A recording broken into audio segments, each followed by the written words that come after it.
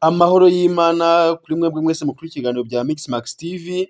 Reka turebere hamwe amakuru yaranze urugamba M23 ihanganyemo n'ingabo za leta ya Kongo ndetse n'indi mitwe y'ingabo iri gufasha igihugu cya Kongo mu kurwana iyi ntambara. Amakuru ahari nuko umutwe wa M23 ubu tuvugana ari wo uri kugenzura umujyi wa Goma, aho abarwanyi ba M23 ubu ari bo gukontorora ibikorwa byose bya Goma, ndetse akaba ari nabo bari gushyiraho amabwiriza ajyanye n'uko abaturage bakabaye bitwara muri bihe by'intambara ibashamiranyije n'igisirikare cya Kongo. Si ibyo gusa kandi rero, kuko kuri uyu munsi abasirikari benshi ba FARDC igisirikare cya Kongo bamanitse intwaro maze bagahitamo guhunga urugamba bakerekera mu gihugu cy'u Rwanda, aho bakiriwe bagahabwa ubuhungiro bakarambika intwaro, bakagaragaza ko badashoboye kurwana urugamba kuko babonaga ko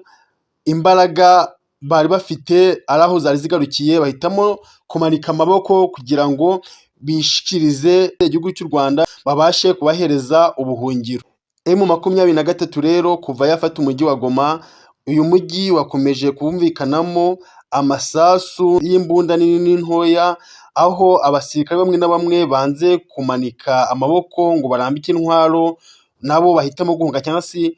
bitangiye ku mutwe wa M23 bagumya guhanyanyaza, ariko bibi by'ubusa kuko n'ubundi umujyi wa Goma kugeza ubu uracyagenzurwa n'ingabo za M23 ku mpande zose, nubwo hatabuze uduce tumwe na tumwe nyine izi ngabo zindi za FARDC ndetse n'izindi ngabo z'ibindi bihugu ndetse n'imitwe ifashe uyu mutwe harimo na FDLR bakomeje gushaka kwisubiza, ariko biracyagoranye. Ku rundi ruhande rero, ku gihugu cy'u Rwanda naho ntabwo imeze neza mu karere ka Rubavu, kuko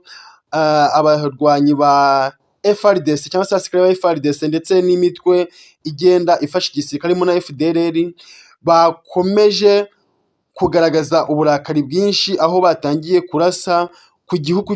cy'u Rwanda, aho barashe ibisasu byinshi cyane, ariko ubwirinzi bw'u Rwanda bukabasha kwihagarikira mu kirere, nubwo ariko hari ibisasu bimwe na bimwe byagiye bigwa ku butaka bw'u Rwanda bikaba byakomerekeje bamwe mu baturage b'u Rwanda, ndetse abandi bakasiga ubuzima, kuko abagera muri 5 basize ubuzima muri ibi bitero byatewe ku Rwanda, abandi 35 bajya mu bitaro bitewe n'ibikomere batewe n'ibi bisasu. Ariko umuvugizi w'ingabo z'u Rwanda Brigadier General Ronald Rwivanga yahumurije abaturage muri aya magambo, ababwira ko uko bisa kose uburyo bwo kwirinda burahari, kandi igihugu umutekano wacyo ntabwo wajya mu kangaratete ku buryo byakura umutima abaturage b'u Rwanda. Nibyo, hakurya y'umupaka ahateganye n'akarere ka Rubavu muri Repubulika Iharanira Demokarasi ya Kongo, ingabo z'icyo gihugu FARDC zifatanyije na FDLR zarashe ibisasu ku butaka bw'u Rwanda, abaturage 5 bahasiga ubuzima n'abandi 35 barakomereka, ariko barimo kwitabwaho ubu tuvuga. Barimo kwitabwaho hagana he? Muri centre de santé zitandukanye hirya no hino. Ingabo z'u Rwanda RDF zirahumuriza abanyarwanda ko umutekano ari wose n'ubusugire bw'igihugu bukomeje kurindwa neza.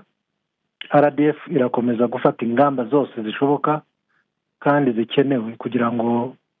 hirindwe ibitero byose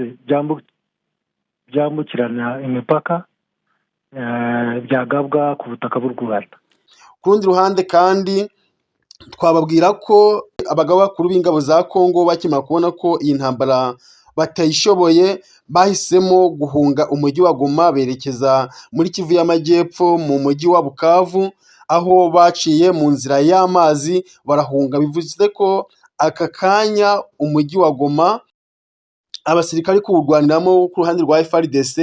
ari abasirikari badafite abakomando babo, bitewe n'uko abakomando ku ruhande rwa Kongo uyu mujyi bamaze kuwuvamo bagahungira i Bukavu, ndetse n'abandi banyepolitiki bakomeye ku ruhande rwa Kongo bakaba bahungiye i Bukavu. Ayo niyo makuru tubaye tubagejejeho, tugenda dukurikiraniye hafi, mugumye mukore subscribe kugira ngo aya makuru tumye tubagerezeho ku gihe.